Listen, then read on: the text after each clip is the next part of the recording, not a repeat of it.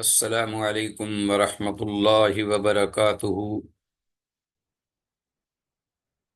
مرحبا بعودتکم ایھا الطلاب الکرام الی درس الحدیث من جدید، وحیاکم اللہ تعالی وجزاکم اللہ احسن الجزاء فی الدنیا والآخرہ، داعین اللہ جل جلالہ ان یبارک لنا فی ہذہ العلوم وان یسہل علینا ہذہ الدروس۔ رب زدنی علما، رب اشرح لی صدری ویسر لی امری واحلل عقدۃ من لسانی یفقہوا قولی۔ اللہم انا نسألک علما نافعا وعملا متقبلا ورزقا طیبا۔ اللہم انا نعوذ بک من علم لا ينفعنا، اللہم انفعنا بما علمتنا وعلمنا ما ينفعنا وزدنا علما۔ عزیز طلبہ، بحمد اللہ تعالی و بعونہ جل وعلا، مشکوٰۃ المصابیح کے سلسلہ دروس کا یہ ایپیسوڈ نمبر 43 آپ کے سامنے ہے، اور آج ہمارے اس سبق کے ضمن میں جو زیر مطالعہ احادیث ہیں وہ 3266 سے 3273۔ اللہ کی توفیق سے ہم حسب معمول قابل وضاحت عبارات و الفاظ کی قدر وضاحت کرتے ہوئے حدیث کی اسنادی حیثیت کی بھی نشاندہی کریں گے اگر ضرورت محسوس ہوگی تو۔ وما توفیقنا الا باللہ، تو جیسا کہ آپ کو معلوم ہے گزشتہ اسباق و ابواب کے حوالے سے کہ یہ کتاب النکاح کے سلسلے میں وسیع باب آ رہے ہیں، ابواب کے تحت فصول اور فصول کے تحت حدیثیں ذکر ہو رہی ہیں جو کہ اسلامی طرز معاشرت کے لیے ہماری رہنمائی کرتی ہیں، اور یہ باب بھی باب عشرت النساء وما لکل واحدۃ من الحقوق، یعنی اگر ایک شخص کی ایک سے زیادہ گھر والی بیویاں ہیں تو ان کے ساتھ اس کا کیا برتاؤ ہونا چاہیے، کیسا طرز عمل اور رویہ ہونا چاہیے، اور اسی طرح دیگر اہل خانہ کے ساتھ رہن سہن کا کیا طریقہ ہے۔ تو اس سلسلے میں آتے ہیں براہ راست کتاب سے، دیکھتے ہیں کہ آج کی ہماری پہلی حدیث الفصل الثانی،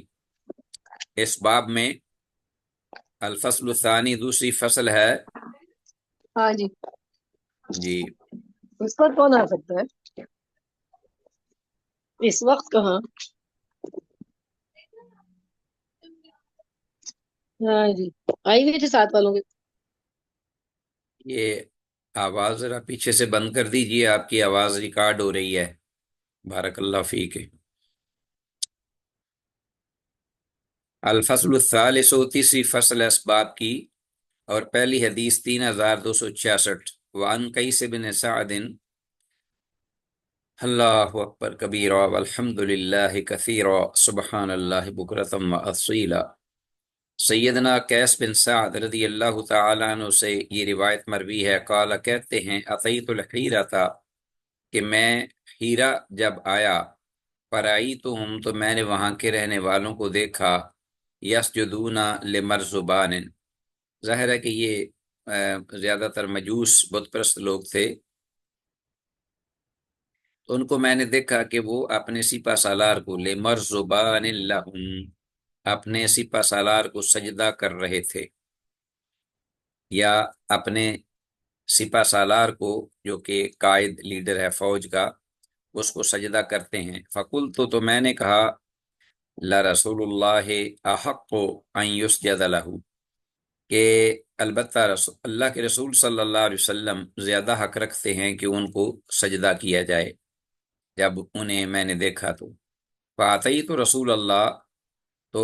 میں آیا جب رسول اللہ صلی اللہ علیہ وسلم کی خدمت اقدس میں، فقلت، تو میں نے کہا انی اتیت الحیرہ، کہ بے شک میں جب ہیرا پہنچا، فرأیتم یسجدون لمرزبان لہم، تو میں نے ان کو اس حالت میں دیکھا کہ وہ اپنے سپہ سالار کو سجدہ کرتے ہیں۔ فأنت احق بأن یسجد لک، تو آپ زیادہ حق رکھتے ہیں کہ آپ کو سجدہ کیا جائے۔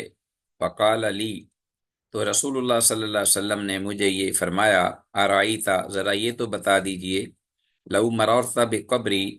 اگر تو گزرے میری قبر کے پاس سے، اکنت تسجد لہ، تو کیا تو اس کو سجدہ کرے گا؟ فقلت، تو میں نے کہا، لا، نہیں۔ فقالا، تو پھر آپ نے فرمایا، لا تفعلوا، ایسا مت کیجئے،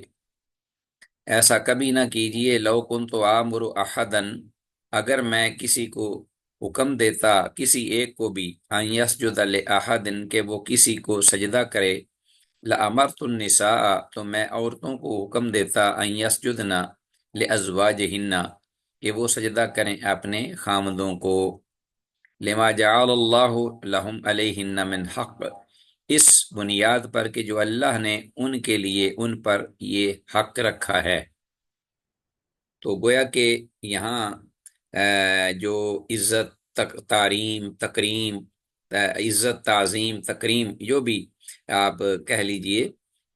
اس کا ایک پہلو رسول اللہ صلی اللہ علیہ وسلم نے اجاگر فرمایا ہے کہ یہ اللہ پاک کا حکم ہے، اور اس پہ ہم یہ نہیں نعوذ باللہ کہہ سکتے کہ اس میں ایسا کرنے سے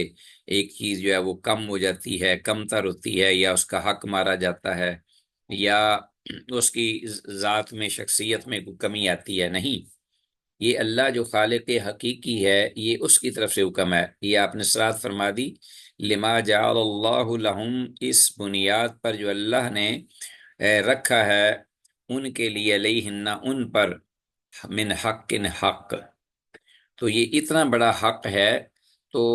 چونکہ سجدہ حرام ہے، اس لیے کسی کو بھی سجدہ جائز نہیں قیامت تک، اب نہ تعظیمی اور نہ تعبدی، نہ تعظیم کا نہ عبادت کا۔ تو یہ حدیث جو ہے، یہ جو ہم نے ابھی پڑھی ہے، 3266 سند کے اعتبار سے حسن یعنی صحیح ہے۔ حدیث میں لفظ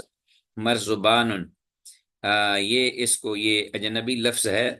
اجمی لفظ، عربی نہیں، مرزبان، غالباً پرشین سے آیا ہے، تو اس کا مطلب ہے سردار یا سپہ سالار وغیرہ۔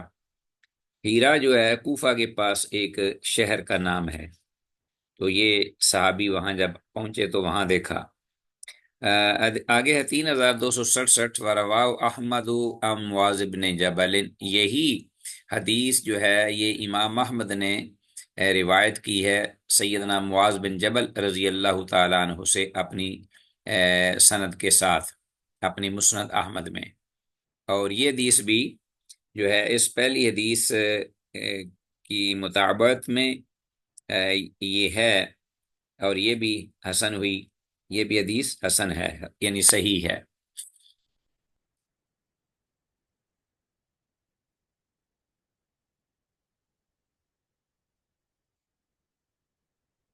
اگرچہ اس سند میں کچھ انقطاع کا شائبہ ہے، جو امام احمد رحمہ اللہ نے اپنی مسند احمد میں ذکر کی ہے، لیکن چونکہ یہ متصل سند اوپر جو ذکر ہوئی ہے، یہ بالکل اسی متن کے ساتھ اس کو یہ شاہد بڑا مضبوط مل گیا ہے، لہذا اپنے شواہد کے اعتبار سے بھی اور مفہوم کے اعتبار سے بھی یہ صحیح ہے، یعنی حسن ہے۔ وان عمر رضی اللہ تعالیٰ عنہ سے یہ روایت ہے، نیکسٹ حدیث، ان النبی، و اللہ کے نبی صلی اللہ علیہ وسلم سے یہ روایت کرتے ہیں، قال، آپ نے فرمایا، لا يسأل الرجل فيما ضرب امرأته علیہ، کہ آدمی یعنی خامد نہیں پوچھا جائے گا اس چیز کی بابت جو کہ اس نے ضرب لگائی یا مارا، تادیبی کاروائی کی اپنی بیوی پر، اپنی بیوی کو جو مارا اس پر اس کے خامد سے پوچھ گچھ نہیں کی جائے گی۔ رواہ ابو داود و ابن ماجہ، اسے امام ابو داود اور امام ابن ماجہ رحمہ اللہ دونوں نے روایت کی ہے، 3268 حدیث۔ تو یہ حدیث بھی سند کے اعتبار سے حسن یعنی صحیح ہے۔ تو یہ بالکل دیگر احادیث کو اگر سامنے رکھیں اور قرآن حکیم کی تعلیمات کو، تو یہ عزیز طلبہ بالکل یہ بات کلیئر ہے کہ خامد کو نہیں پوچھا جائے گا، جو بھی وہ مارے، جس طرح بھی اپنی بیوی کو، اس بارے میں وہ اس سے اسے سرزنش نہیں کی جائے گی، اسے پوچھا نہیں جائے گا کہ تو نے کیوں مارا۔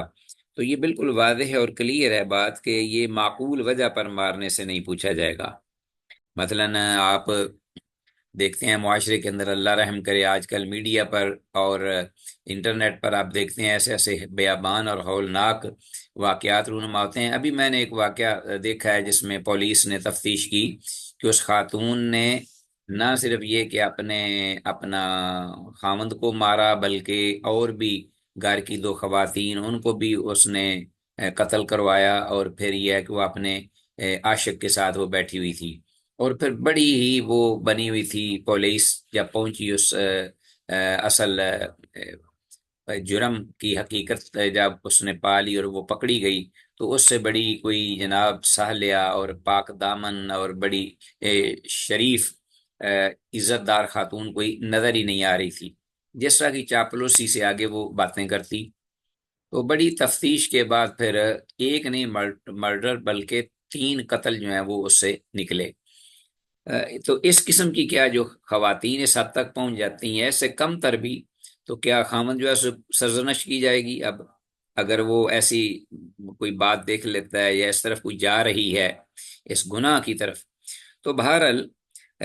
یہ معقول وجہ پر مارنے سے نہیں پوچھا جائے گا۔ اور یہ بھی چیزیں اس میں ثابت ہیں کہ ایک خاتون نماز ہی نہیں پڑھتی، نماز نہ پڑھنا،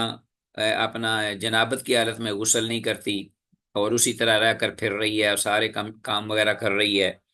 اپنے خامند کے لیے بناؤ سنگار نہ کرنا، گندا رہنا، غلیظ رہنا، اور جو وہ چاہتا ہے اس کے مطابق شرعی حدود کے اندر اس کی بات نہ ماننا،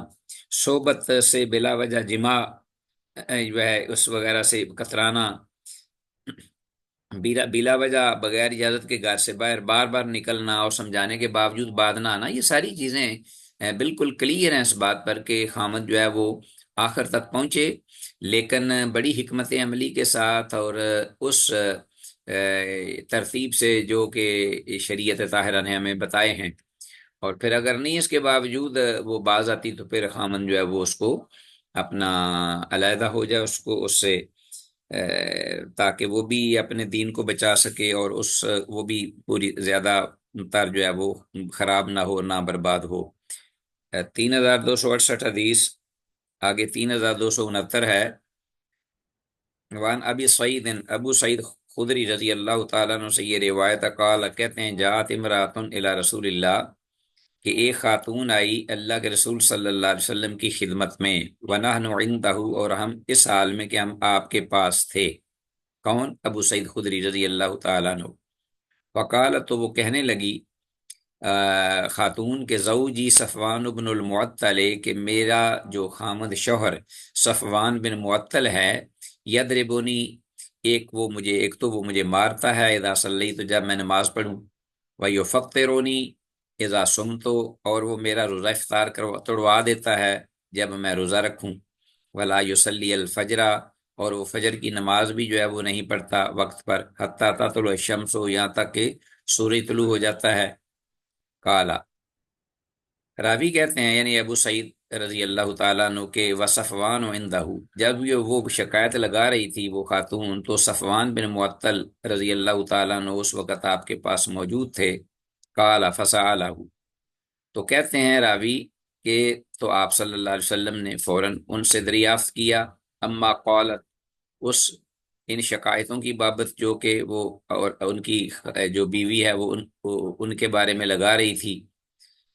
تو فقالا،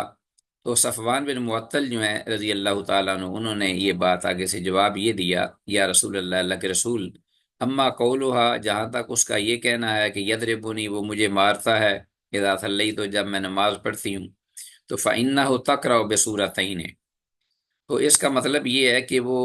نماز پڑھتی ہے اتنی لمبی کہ جہاں ایک صورت پڑھنی چاہیے یا پڑھ سکتی ہے، تو وہ دو دو صورتیں پڑھتی ہے اور نماز کو بڑا لمبا کرتی ہے۔ تقرأ بسورتین وقد نہیتھا، تو میں نے بارہا اس کو روکا ہے، منع کیا ہے کہ بھئی تم ایک جب صورت پڑھنے سے آپ کی رکعت ہو جاتی ہے تو دو کیوں پڑھتی ہو؟ کالا، تو راوی کہتے ہیں، فقال له، یعنی جو روایت کر رہے ہیں ابو سعید رضی اللہ تعالیٰ عنہ، فقال له رسول اللہ، تب اللہ کے رسول صلی اللہ علیہ وسلم نے یہ جب یہ سنا تو ان سے کہا، فقال له رسول اللہ، اپنے صحابی کے سامنے، صفوان بن معطل رضی اللہ عنہ کے سامنے، کہ لو کانت سورۃ واحدۃ، اگر ایک بھی سورت وہ پڑھ لیا کرے، لکفت الناس، تو وہ بہتر ہوگی، یعنی وہ کفایت کر جائے گی لوگ، یعنی اگر لوگوں کو وہ کفایت کر جائے گی، ٹھیک ہو گیا جی۔ قال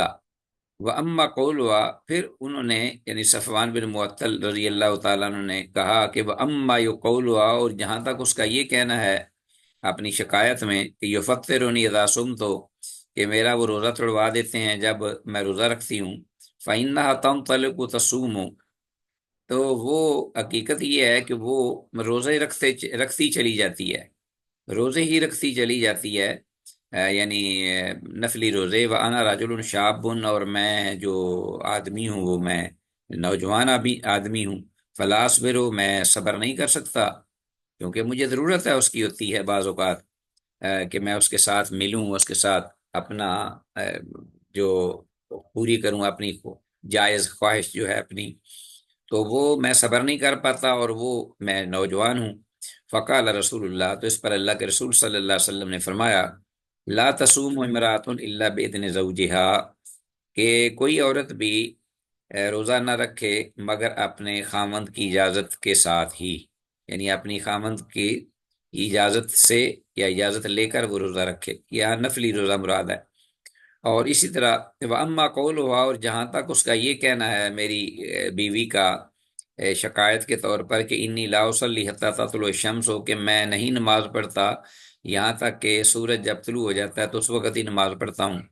تو فإنا اہل بیت، تو میں اے اللہ کے رسول صلی اللہ علیہ وسلم، فإنا اہل بیت، بے شک ہم جو اہل بیت یعنی ہمارے جو گھر والے یا ہمارا جو خاندان ہے، قد عرف لنا، یہ اس بات پر معروف ہے، یا اس بات پر اس کو پہچانا جاتا ہے کہ ذاک لا نکاد نستیقظ حتی تطلع الشمس، کہ ہم نہیں اٹھ سکتے، بیدار ہو سکتے صبح کے وقت یہاں تک کہ سورج جب طلوع ہو جائے، تو سورج طلوع ہونے پر ہی ہم جو ہے وہ اپنی نیند سے بیدار ہو پاتے ہیں، اور پھر اس وقت جب ہم بیدار ہوتے ہیں تو فوراً ہم نمازیں پڑھ لیتے ہیں۔ قال، آپ صلی اللہ علیہ وسلم نے فرمایا، فیض استيقظت یا صفوان فصلی، کہ اے صفوان جب تو بیدار ہو جائے تو پھر اس وقت نماز پڑھ لیا کر۔ رواه ابو داود و ابن ماجہ، اس امام ابو داود اور امام ابن ماجہ رحمہ اللہ دونوں نے اپنی اپنی کتب حدیث میں روایت کی ہے۔ 3269 حدیث ہے۔ حدیث کی سند عزیز طلبہ ضعیف ہے، اس لیے کہ اس میں راوی الاعمش معروف ہے، ان ہے، اور حدیث میں الفاظ فیض استيقظت یا صفوان فصلی کا ترجمہ ہے، اس کو انڈرلائن کیجئے، فیض استيقظت یا صفوان فصلی، کیا صفوان جب تم جاگو یا بیدار ہو تب نماز پڑھ لیا کرو، تو معلوم یہ ہوا کہ سونے والا شخص جب سو رہا ہو تو اس کی نماز کا وقت وہی ہے جس وقت اس کی آنکھ کھلے۔ تو بہرحال حدیث صحت کے معیار کو نہیں پہنچتی، اس لیے ہمارے لیے اس وقت قابل حجت نہیں، دیگر بہرحال جو صحیح احادیث ہیں اس سے یہ واضح مطلب ہوتا ہے، نکلتا ہے کہ اب اگر کوئی شخص جو ہے وہ تھکاوٹ کی وجہ سے یا اپنا کوئی ایسا اس کا معمول ہے جس میں وہ بیچارہ مجبور ہے، تو ضرورات و تبیح المعذورات، ضرورات و تبیح المحظورات، کہ جو ضرورتیں ہیں زندگی گزارنے میں، جو ایسی ضرورتیں جو زیادہ سخت ضرورتیں ہیں جن کے بغیر اپنا وقت گزارنا، زندگی گزارنا محال ہے، تو اس میں شریعت کچھ اپنا لچک یا سہولت دیتی ہے کہ آدمی جو ہے اس کو ان کے ہوتے ہوئے اگر آگے پیچھے کچھ کر لے وقت تو کوئی حرج نہیں، لیکن کوشش یہی انسان کو کرنی چاہیے کہ وہ انسان جو ہے وہ اپنا ٹائم ٹیبل اسی طرح ہی بنائے، اپنی ممکنہ حد تک کوشش تک کہ اس سے نمازوں کے اندر جو ہے وہ اب کوتاہی نہ ہو۔ لیکن آج کل صورتحال یہ ہے عزیز طلبہ، ہم دیکھتے ہیں بعض اوقات میری اپنا بعض قریبی رشتہ دار ہیں جن کی ڈیوٹی پوری رات ہوتی ہے، مکمل عشاء کے بعد سے لے کر فجر تک وہ ان کی ڈیوٹی ہوتی ہے، اور وہ کام کرتے ہیں، یہ خاص طور پر اخبارات میں جو کام کرتے ہیں، اور اخبارات رات کو چھپنا ہوتا ہے، صبح فجر کے وقت پریس سے نکل کر فریش اخبار جو ہے وہ تقسیم کیا جاتا ہے، تو پوری رات وہ چھپائی کے پروسیس میں گزرتا ہے۔ تو جتنے بھی وہاں کام کرنے والے لوگ ہیں وہ اب ظاہر ہے کہ جب وہ فجر کے وقت فارغ ہوگا تو بسا اوقات اگر 1 گھنٹہ پہلے سوتا ہے تو اس کے بعد اس کے لیے بعض دفعہ اٹھنا مشکل ہو جاتا ہے، تو یہ صورتحال ہے۔ ایسی صورت میں کوشش کے باوجود آدمی جو ہے اپنے ٹائم ٹیبل کو صحیح نہیں کر پاتا۔ اچھا جی،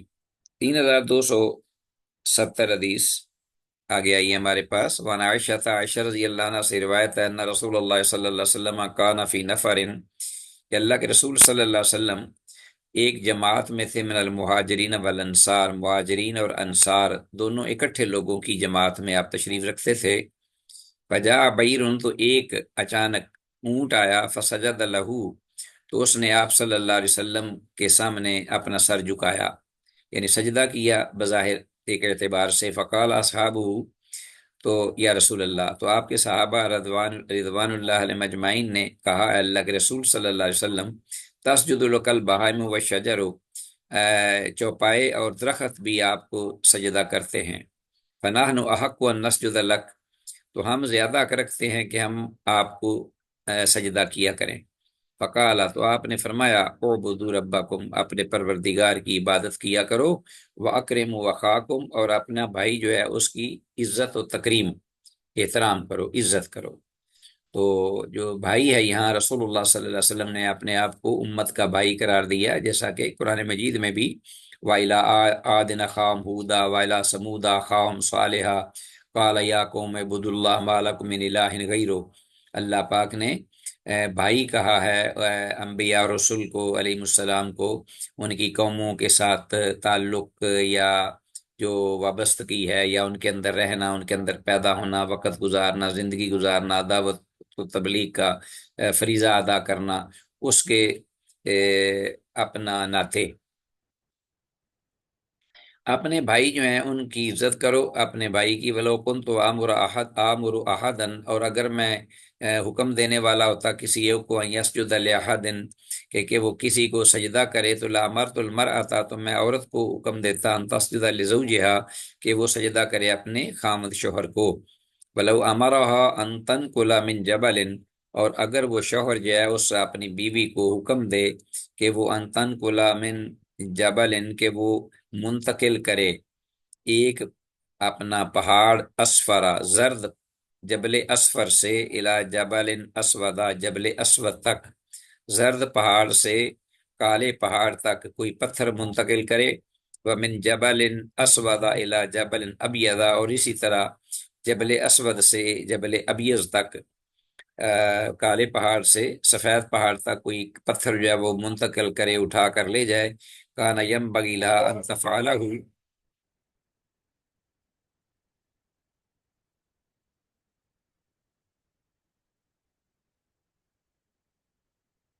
کان ینبغی لها ان تفعلہ، تو اس کو یہ لائق ہے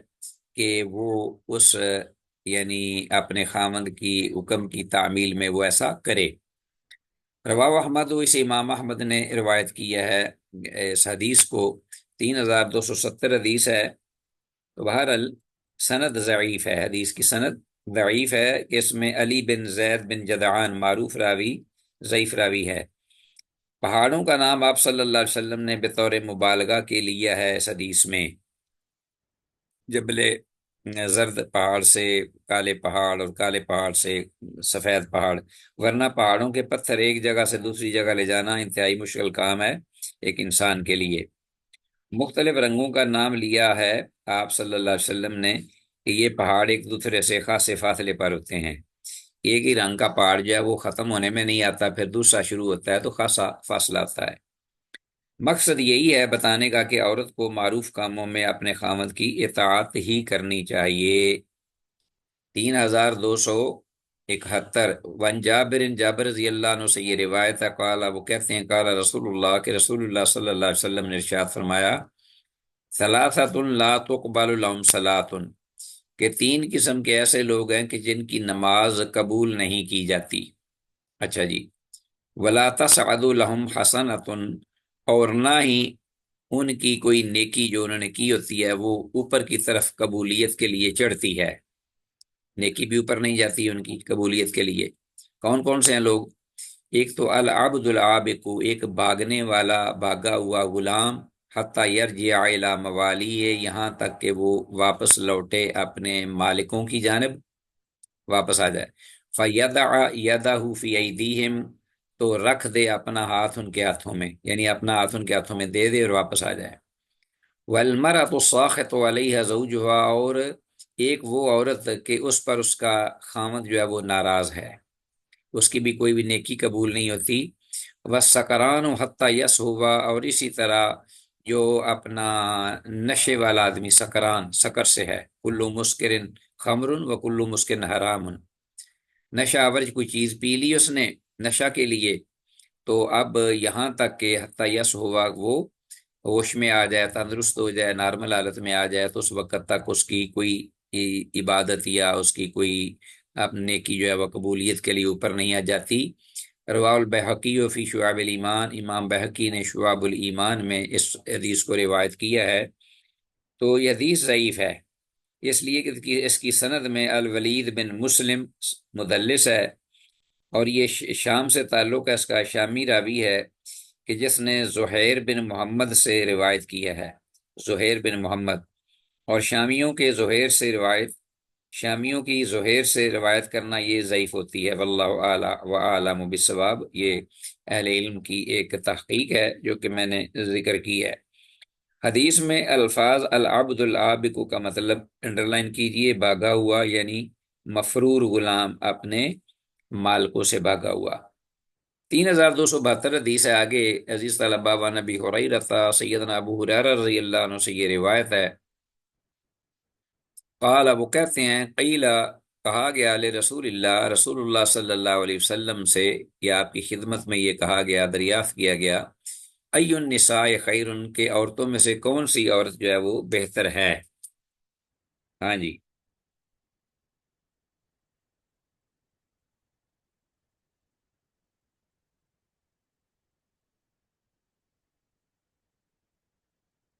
عورتوں میں سے کون سی عورت جو ہے وہ بہتر ہے؟ 3272 حدیث۔ قال، آپ صلی اللہ علیہ وسلم نے فرمایا، اللہ تی تسرہ اذا نظر، کہ وہ عورت کے جب اس کو دیکھے، یعنی اس کو اس خامد کو، تسرہ، اس کو وہ خوش کر دے، تسرہ اذا نظر، جب وہ خامد جو ہے وہ اس کو دیکھے، جب اس کی طرف خامد دیکھے نگاہ اٹھا کے تو وہ اس کو خوش کر دے۔ وَتُطِيعُهُ اذا امر، اور وہ اطاعت کرے اس خامد کی، اذا امر، جب وہ حکم دے۔ ولا تخالف فی نفسها ولا فی مالها بما یکرہ، اور نہ مخالفت کرے اس اپنے خامد کی، ولا تخالف فی نفسها، اپنی ذات میں، ولا فی مالها، اور نہ اپنے مال میں، بما یکرہ، ایسے عمل کے ساتھ جسے وہ ناپسند کرتا ہو، اس طرز عمل کے ساتھ۔ تو رواہ النسائی، ہو اسے امام نسائی نے روایت کیا ہے، والبیہقی، اور امام بہقی نے بھی اس حدیث کو روایت کیا ہے، فی شعب الایمان، شعب الایمان میں۔ تو حدیث جو ہے اپنے مفہوم میں، عزیز طلبہ، کلیئر ہے۔ جیسا کہ آپ دیکھ رہے ہیں کہ کون سی عورتوں میں سے کون سی بہتر ہے، یعنی بیویوں میں سے کون سی بیوی اپنے خامد کے حق میں بہتر ہے، مراد یہ ہے۔ جیسا کہ دوسری حدیث میں بھی اس قسم کے الفاظ آتے ہیں کہ اذا نظر علیہا سرتہ، واذا امرہا اطاعتہ، واذا غاب عنہا حفظتہ، وہی الفاظ ہیں، اور یہ حدیث بھی صحیح ہے۔ اذا نظر علیہ سرتہ، جب خامد اس کو دیکھے تو اس کو خوش کر دے، واذا امرہا اطاعتہ، اور جب اس کو حکم دے خامد تو اس کی اطاعت و فرما برداری کرے، واذا غاب عنہا حفظتہ، اور جب وہ اس سے غائب ہو، یعنی الگ ہو، اپنے باہر کسی معاملات، کسب معاش اور کاروبار کے سلسلے میں، تو وہ عورت جو ہے وہ اس کی گھر کی امین بھی ہو، محافظہ بھی ہو، اپنے اپنے مال، اس کے مال کے بارے میں، اور اس کی یعنی اپنی جو ذات ہے اس میں بھی، کیا مطلب کہ اخلاقی اعتبار سے بھی وہ محفوظ ہو، کیونکہ وہ خامد کی امانت ہے۔ تو عزیز طلبہ، 3272 حدیث ہے۔ تو حدیث جو ہے یہ سند کے اعتبار سے حسن ہے، اور ویسے بھی اپنے جو مفہوم ہے اس میں بھی یہ بالکل ٹھیک ہے، درست ہے۔ اہ، اور صحیح حدیث بھی دیگر جو ہیں وہ اس کی تائید میں موجود ہیں۔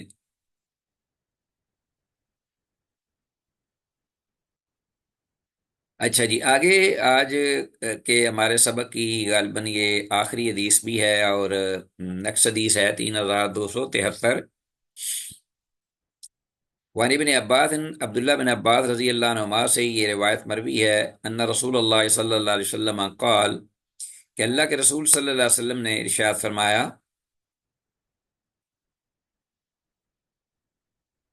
اربع من اعطیہن فقد اوتی خیر الدنیا والآخرہ۔ چار چیزیں ایسی ہیں، اربع، چار ایسی نعمتیں یا چیزیں ہیں کہ من اوتیہن، جو بھی وہ دیا گیا، وہ چاروں چیزیں عطا کیا گیا، فقد اعطیہ، تو تحقیق وہ عطا کیا گیا، خیر الدنیا والآخرہ، دنیا اور آخرت کی بلائیاں، دنیا اور آخرت کی خیر انہیں عطا کی گئی، جو چیزیں یہ چاروں عطا کیا گیا۔ اچھا جی، پھر آگے آپ نے رسول اللہ صلی اللہ علیہ وسلم نے تفصیل بیان فرمائی کہ وہ چار چیزیں کون سی ہیں۔ ایک تو قلب شاکرون، ایک تو شکر گزار دل، اللہ پاک کی نعمتوں پر شکر کرنے والا، ولسان ذاکر، اور ایک ذکر کرنے والی زبان، اللہ کو یاد کرنے والی، اور اللہ کا ذکر، اذکار جو کہ زبان سے ادا ہوتا ہے، ہاں جی، وہ ذکر کرنے والی زبان، وبدن علی البلاء صابر، اور جسم جو کہ آزمائش پر صبر کرنے والا، ثابت قدم، پکا رہنے والا ایمان و عقیدے پر، کوئی بھی پریشانی، مصیبت، دکھ، تکلیف، کرب اور بیماری وغیرہ آ جائے یا صدمہ آ جائے تو وہ ان مصائب پر وہ بدن جو ہے وہ اپنا صبر کرنے والا ہے، اپنے آپ کو قابو میں رکھنے والا انسان۔ وزوجۃ لا تبغی ہے، اور چوتھی چیز ہے، اور ایسی زوجہ، ایسی خاتون، لا تبغی خونا فی نفسها ولا مالہ، کہ جو نہیں چاہتی خیانت کرنا اپنی ذات کے بارے میں، ولا مال ہی، اپنا تبغی یعنی اپنے خامد کی نہ وہ بغاوت کرتی ہے، لا تبغی خونا، نہ اپنے خامد کی خیانت چاہتی ہے، فی نفسها، اپنی ذات کے بارے میں، ولا مال ہی، اور نہ اس کے مال کے بارے میں۔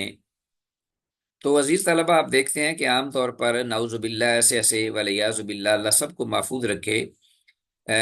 عورت جب بگڑتی ہے ولیعوذ باللہ تو دو چیزیں جو ہیں وہ اپنا اس میں وہ خیانت کا مرتکب ہوتی ہے، سب سے پہلے، سب سے بڑھ کر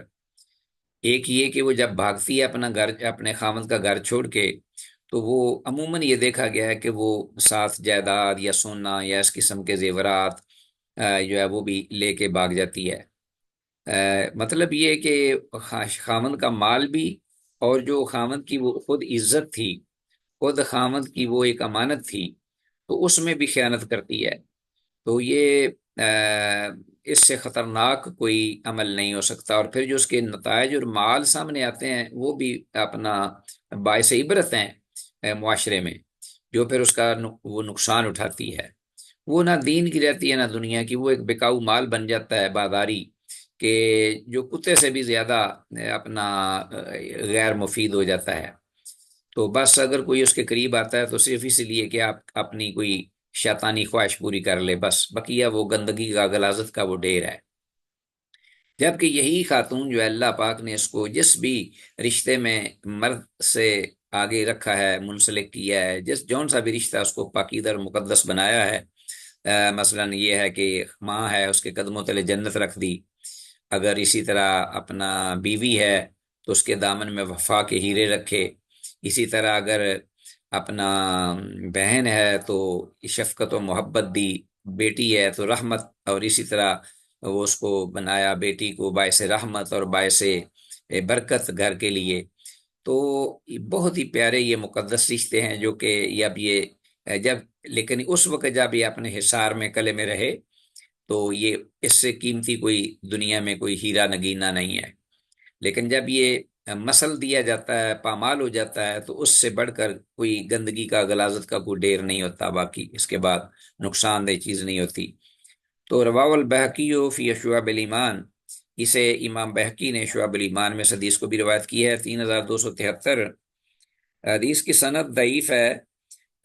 لیکن بہرحال اس کا جو مفہوم آپ نے دیکھا، ذکر کیا، یہ چاروں چیزیں، شکر گزار دل اور ذکر کرنے والی زبان، اور پھر صابر شاکر جو ہے،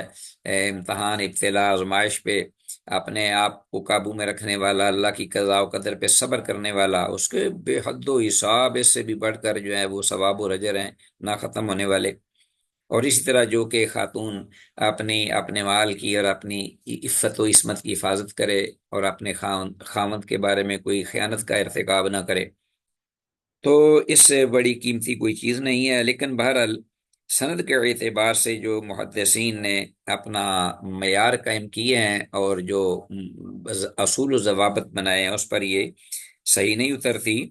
اس لیے کہ سند میں راوی حمید الطویل مدلس اور انان موجود ہے۔ تو بہرحال بعض عورتوں کی وجہ سے ان کے خاوند جو ہیں وہ کیا ہوتے ہیں، عابد و زاہد ہو جاتے ہیں، ایسی جو نیک خاتون ہیں، کیونکہ رسول اللہ صلی اللہ علیہ وسلم نے ایک حدیث میں یہ بھی فرمایا، الفاظ ہیں کہ الدنیا کلها متاع وخیر متاع الدنیا المرأة صالحہ، کہ دنیا ساری کی ساری متاع ہے اور سب سے بہترین متاع نیک عورت ہے۔ اور اسی طرح کا ایک الفاظ یہ ہیں حدیث کے، خیر ما یکنز المرء المرأة الصالحہ، کہ بہتر خزانہ جو کہ ایک آدمی جمع کرتا ہے وہ نیک عورت کا خزانہ ہے۔ آگے اس کی تفصیل بیان کی ہے۔ تو اسی پر ہی ہم اکتفا کرتے ہوئے اجازت چاہتے ہیں، اپنے اس آج کے لیسن کو وائنڈ اپ کرتے السلام ہیں۔ علیکم سر۔ جی وعلیکم السلام۔ سر مجھے ایک بات پوچھنی تھی، یہ جیسے ہم بات پڑھتے ہیں سر، اس میں کوئی شک نہیں ہے اور یہ دیکھنے میں اب بہت آتا ہے کہ جو عورتیں شادی شدہ ہیں وہ بہت زیادہ جو ہے اپنے خاوندوں کے ساتھ خیانت کر رہی ہوتی ہیں، تو سر میں نے ویسے آپ سے یہ پوچھنا تھا جی کہ مجھے کبھی کبھی اس بات سے بہت ڈر لگتا ہے کہ جیسے ہمیں یہ حکم ہے کہ ہم خاوندوں سے ناراض نہ ہو، سر بات کچھ باتیں ہوتی ہیں جب آپ کو ذرا غصہ آ جاتا ہے تو اس میں ہم کیا کریں؟ دیکھیے، غصہ آنا یہ تو ایک انسانی فطرت ہے،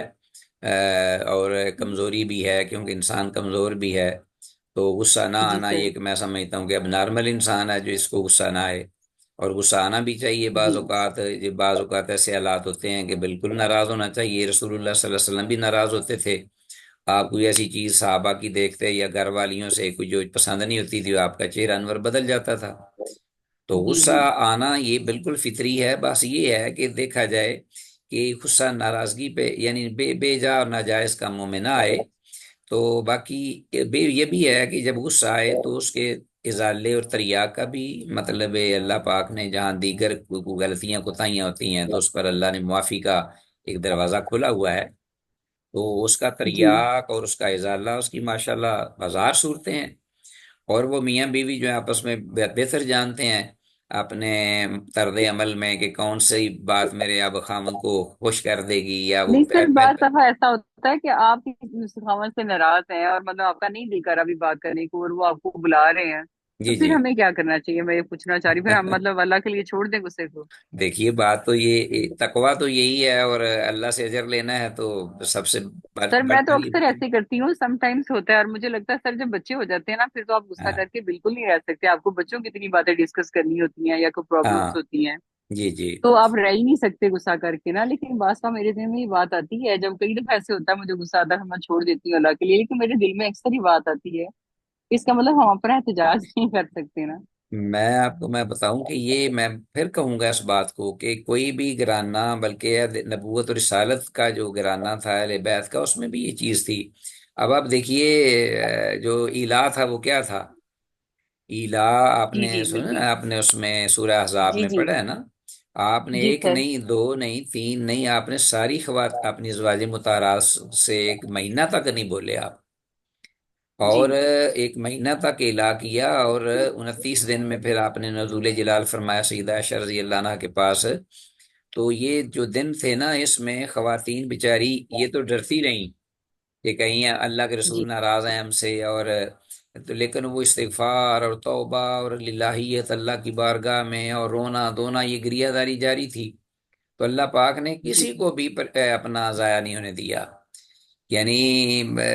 سب کو اللہ کے رسول صلی اللہ علیہ وسلم کی ازواج مطہرات میں رہنے دیا، اور ان کا وہی مقام امہات المومنین کا رکھا، اور صرف ایک تربیت